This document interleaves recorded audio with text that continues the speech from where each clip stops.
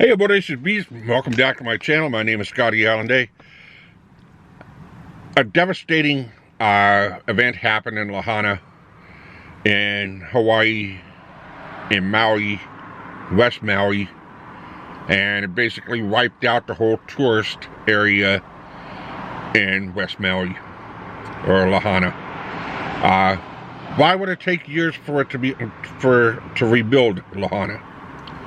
What needs to be done before the rebuilding begins? Will Lahaina look the same? Will Maui's banyan trees, iconic banyan trees, survive the wildfire scars? So let's talk about Maui rebuild. So basically, Lahaina, or West Maui, has been basically leveled flat. And that includes many high-rise condos and hotels, and of course the historic district. And the banyan tree has been scarred, and many homes were taken out. It was caused by Hurricane Dora, but we don't know if it was caused by the lightning or if it was caused by human error.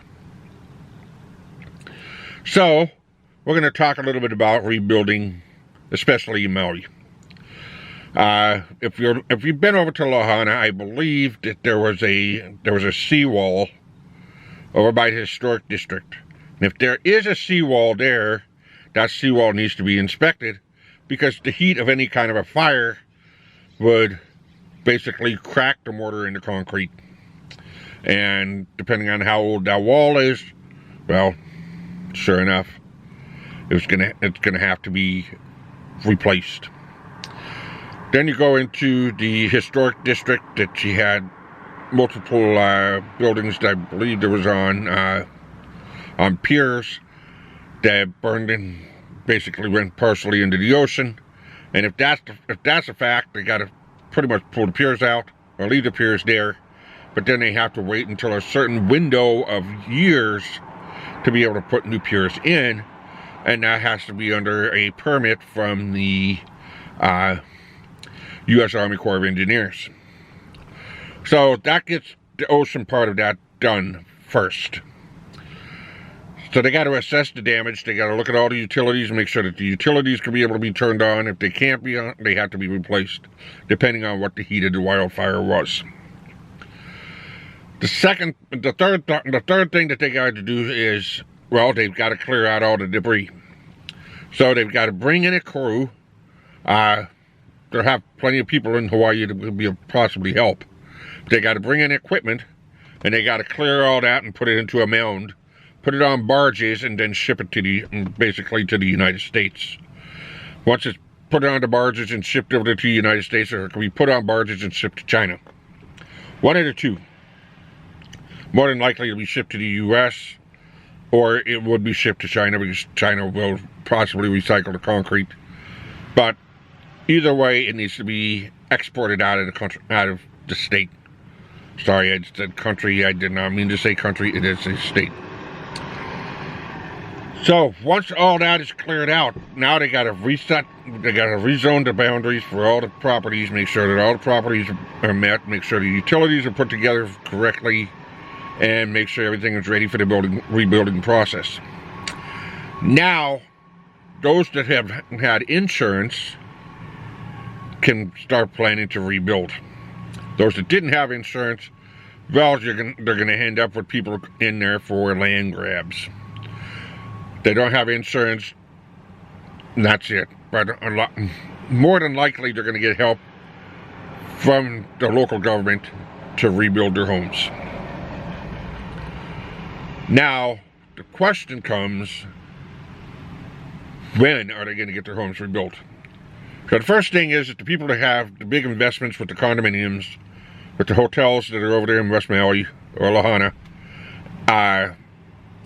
well, those investments are probably going to end up being high priority, because of the fact that, well, that's the money. That's the money that people have invested into those buildings. They have mass insurance on it, and that insurance is going to be paid out. And more than likely, those are going to be the first to rebuild. the historic district that's going to come from preservation funds and other sources, and that'll probably be the second. The homes, depends on how the insurance company handle it, that'll be coming third. Okay. Now, they can secure the money. I mean, the money for Lahaina and West Maui, Lahaina/West Maui, I mean, refer to as West Maui because that's pretty much where a lot of people are talking about it. So once they get the money secured, that can be secured in 3 months, and it's ready to go. Now here comes the problem. Number one, they got to get the skilled builders in, especially for high rises. They don't have a whole lot of that type of skilled labor in Hawaii. They got to get it in from the United States or possibly from Australia, but they don't have. I don't think they have it from there. So more than likely, it'll be coming in from the United States. Now, they really won't have that big of a problem getting the skilled labor in. Because building a high-rise building in Hawaii takes about 1 year, I would say about 12 to 18 months. And just about every contractor, every construction company that's out there would be more than happy to go and live in Hawaii for a year to a year and a half. Thrilled. So they can be able to get the labor for that. General builders, they have plenty of those in Hawaii. They have retirees in Hawaii that can be able to help rebuild. So I don't think they're going to have a very big problem with maybe 50% of the labor. So now you have 50% of the labor. The 50% of the labor is ready to go. The money's there. The labor's there. The problem is importing all the materials and all the goods that they need to rebuild. This is the one part that's going to take time. Because all the lumber that they're going to need to get up here from the Pacific Northwest, from Oregon, Washington, and British Columbia. And they need to import all that in. Now, because of Hawaii's ecosystem, it comes into a port, and then it's got to be inspected, and it's got to be checked so that there's no, invasive species being brought into Hawaii that could destroy the ecosystem that is on Hawaii, that's in Hawaii. So in other words, a lot of these products will remain on the barge until they can be able to make sure that they're clear to go on the island. So all your lumber is going to come in. Now you got to bring in all your drywall. Then you got to bring in all your plywood, your MDF, your roofing, your sheathing, your wires, your piping. Everything else needs to be imported in, and everything needs to be checked before it gets into the island. So now, there's the time-consuming process. Now, because they have such a time-consuming process, it'll take several years before Hawaii is rebuilt. Now, one of the other questions that I have on here that I put on there is, will Lahaina look the same? That depends on Hawaii. Hawaii can step in and say, well, this person lost their home, this person lost their home, they can't afford to rebuild. We're gonna pay them to relocate, and we're gonna put beach access in the landlocked parts of Hawaii. Up in West Maui, there's several sections that are landlocked. You cannot get into the beach from certain sections in Hawaii. And this gives them an opportunity to open that up so people can be able to go and visit the beaches of Hawaii. That's up to the governor and the government of Hawaii. So will Lahaina look the same? Probably not. But will it still be Hawaii? Yes, it will. You cannot destroy Hawaii. And last but not least, will the banyan tree survive the scars from the wildfire? My notes. So the banyan tree, 1725 up until now, the banyan trees branches extend to about a half an acre, and basically the branches will sprout off and create roots into the ground, creating a nice, beautiful tree canopy. Now, they said that it was heavily scarred, but the roots, depends on the roots. If the roots are still good, the banyan tree will live.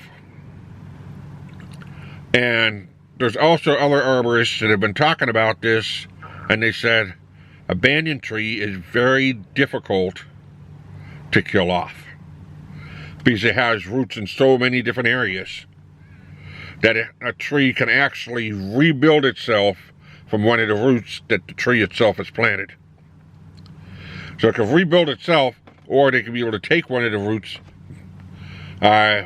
sprout off a new tree, and then replant it in the same spot. But that could take years. It would probably be better just to put in a new tree.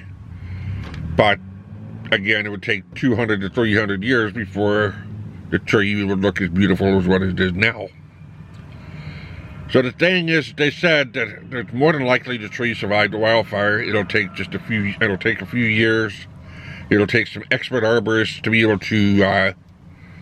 to find out what the scars are, how they can be able to help heal the tree, what they need to do to heal the tree. Access around the tree will probably be cordoned off for a while, just to prevent anybody from sitting on the branches or the like, until the tree regains its health. So that's what I found out about the banyan tree. I hope that gives you enough information, because that is the heart and soul of Hawaii's birthplace. And well, I'm hoping that the people of Hawaii can rebuild even more beautiful than what it has now. Because I want to come back. I want to take my wife there again. I miss the sunsets. Going to the top of the mountain. I still have to go on the road to Lahaina. And Maui, you're in my heart. The people of Maui are in my heart. And if anybody wants to drop a comment in the comment section below, feel free. I just wanted to give you my input on Maui. And if you're new here, hit that subscribe button, hit that notification bell so you don't miss another video. Until next time, keep on rocking. Aloha.